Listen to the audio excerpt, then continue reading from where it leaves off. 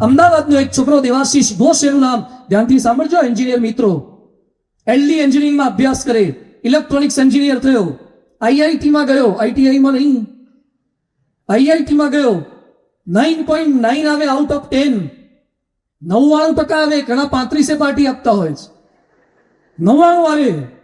એરોનોટિક્સમાં એને રડાર ટેકનોલોજીમાં આગળ ભણ્યો, એરોનોટિક્સમાં એમટેક કર્યું, રડાર ટેકનોલોજીમાં પીએચડી કરવું તું, સિનોપ્સિસ લખી, 50 જ મીટર પ્લેન ઊંચકાઈ અને રડારમાં પકડાઈ જાય એવી ટેકનોલોજીને ડિઝાઇન કરી.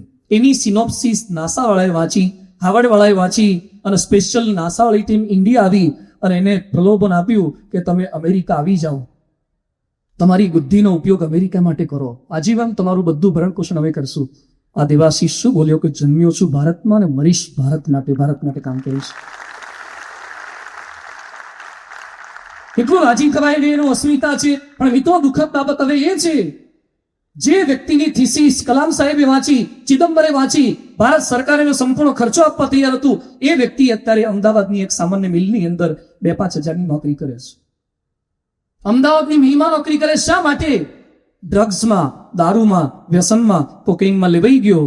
ગવર્મેન્ટને ખબર પડી, એના તમામ સર્ટિફિકેટ પર લાલ શેરો મારી દીધો. આજ પછી ક્યાંય કોઈ સારી નોકરી પ્રાઇવેટ કે ક્યાંય કોઈ રાખી નહીં શકે.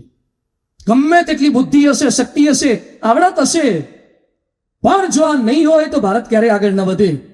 બીડીઓના ધુમાડા કરતા કરતા, સિગરેટ પીતા પીતા, દારૂ પીતા પીતા ભારત કોઈ મહાન કરી શક્યું નથી અને કોઈ કરી શકવાનું નથી.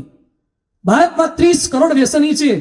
રોજનું ખાલી 10 રૂપિયાનું 20 રૂપિયાનું વ્યસન ગણો, 30 ગુણ્યા 20 મલ્ટીપ્લાય કરો, શું થાય?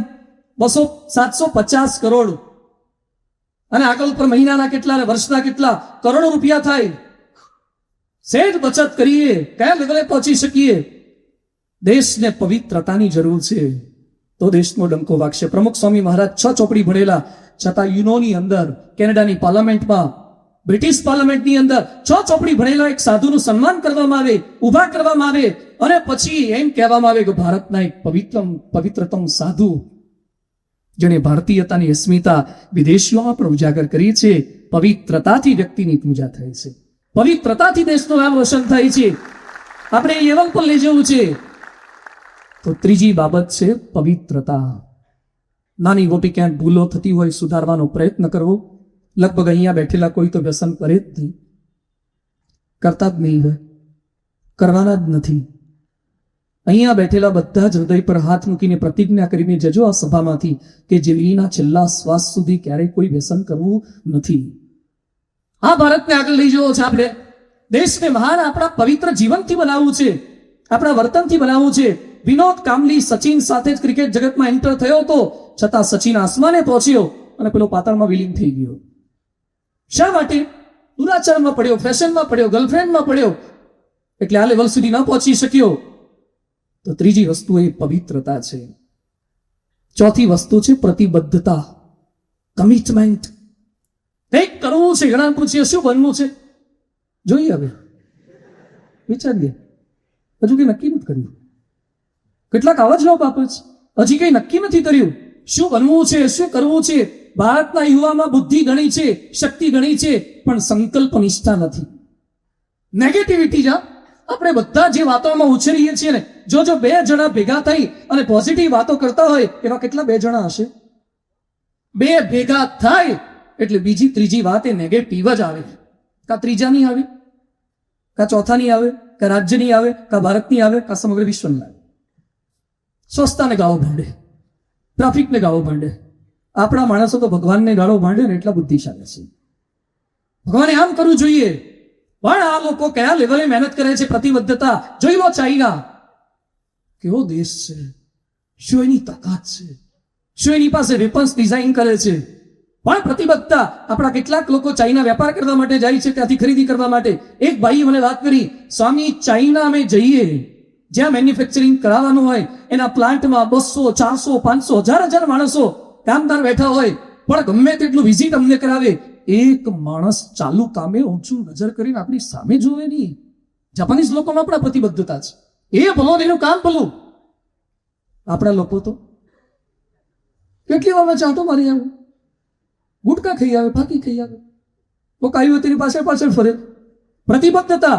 ચાઇના ઓલિમ્પિકમાં મેડલ લાવતું હતું પણ બાસ્કેટબોલમાં નહીં, કારણ કે બાસ્કેટબોલમાં હાઈટ જોઈએ અને ચાઇના બધા બાઠિયા. એ લોકોએ સંશોધન કર્યું કે આખા ચાઇનામાં ઊંચામાં ઊંચો કોણ છે અને ઊંચામાં ઊંચી કોણ છે, શોધી કાઢ્યા, લગ્ન કરાયા અને એની જે પ્રજા ઓછી થઈ એને બાસ્કેટબોલની ટ્રેનિંગ આપી. આ ચાઇનામાં શું પ્રતિબદ્ધતા એ લોકોની છે. અમેરિકાએ નક્કી કર્યું કે માણસ ચંદ્ર પર જશે. આ લોકોએ નક્કી કર્યું man must land on moon. Man must land on moon. માણસ ચંદ્ર પર ઉતરશે. અલા પૃથ્વી ફરે, ચંદ્ર ફરે, બધું ફરે, કેમનું વિમાનને પહોંચાડવું? ગ્રેવિટેશન તોડીને ત્યાં કેમનું જવું? ત્યાં ગયા પછી શું છે? ઓક્સિજન છે કે એની કોઈ ભાળ નથી. છતાં પણ માણસોએ નક્કી કર્યું, સપના આપ્યું પ્રેસિડેન્ટે, man must land on moon. જઈ જ શકે. આ પ્રતિબદ્ધતા સાથે કર્યું અને પહોંચ્યા એ રીતે. તમે પણ ગભરાતા નહીં. એડિસને બલ્બ શોધ્યો એ પહેલા 10,000 નિષ્ફળ પ્રયોગો કર્યા છે. રાઈટ બ્રધર્સે વિમાન આપ્યું એ પહેલા કેટલી વાર હેઠા પડ્યા છે, લોકોની ટીકાનો ભોગ બન્યા છે. પણ પ્રતિબદ્ધતા. ગાંધીજી કહેતા ઇન્કમટેક્સમાં સ્ટેચ્યુ નીચે લખ્યું છે, કાગડા કૂતરાના મોતે મરીશ પણ સ્વરાજ્ય લીધા વિના પાછો નહીં ફરવું. છે આપણામાં પ્રતિબદ્ધતા. પાસ થઈને જંપીશ, એટીકેટી નહીં આવે, બેકલોગ નહીં આવે. લગ્નમાં કેટલાક કરે છે, પરણીશ તો અનેક પરણીશ. એ પ્રતિબદ્ધતા ગણાય છે. નહીં તો ભાગીને પરણીશ, નહીં તો આજીમાં મરીશ. આ પ્રતિબદ્ધતા લઈ થોડીક દેશ માટેની પ્રતિબદ્ધતા લાવો. એ કરવાની વાત. જે કામ હાથમાં લો થશે કે નહીં, કરવું જ છે, થાય થઈ જ ગયું છે, એ ભાવના સાથે આપણે મહેનત કરવી છે. દ્રઢ સંકલ્પ કરીએ, એક દિવસ ભારતમાં એવો આવવો જોઈએ કે આપણો $1 બરાબર $60 થવા જોઈએ.